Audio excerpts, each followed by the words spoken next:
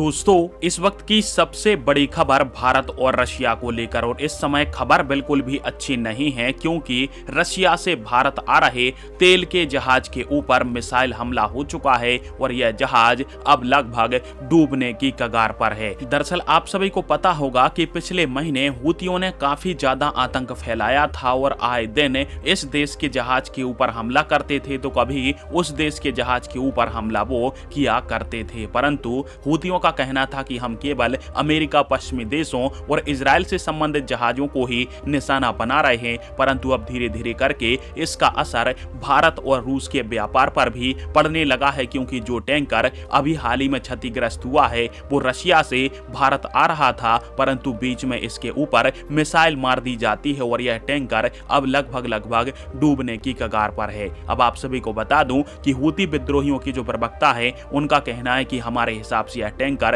एक British company का था, परंतु सच में यह जो टैंकर है वो सेशेल्स का है और यह भारत और रूस के व्यापार में अहम योगदान देता है। और अभी फिलहाल में रशिया से तेल लेकर यह गुजरात के बाडीनार के ऊपर आ रहा था, परंतु बीच में इसके ऊपर मिसाइल हमला होता है, जिसके बाद इस टैंकर के मालिक की तरफ से बताया गया है कि इस हमले के पश्चात टैंकर काफी ज्यादा क्षतिग्रस्त हो चुका है। अब ऐसे समय में भारत और रशिया यह दोनों के लिए चिंता का विषय है क्योंकि अभी तक हूती विद्रोही केवल पश्चिमी देशों और इजराइल के जहाजों को निशाना बनाया करते थे, परंतु अब शक की निगाह पर भारत और रूस के जहाजों पर भी हूती विद्रोहियों के द्वारा हमला किया जा रहा है। हालांकि भारत और रशिया इस बात को बातचीत के माध्यम से सुलझा सकते हैं, परंतु इसी तरीका से यदि भारतीय जहाजों के ऊपर हमला किया जाता है तो फिर भारत और रशिया के व्यापार के ऊपर नेगेटिव इफेक्ट पड़ेगा और इससे भारत और रूस को साथ मिलकर निपटने की बहुत ही ज्यादा आवश्यकता है।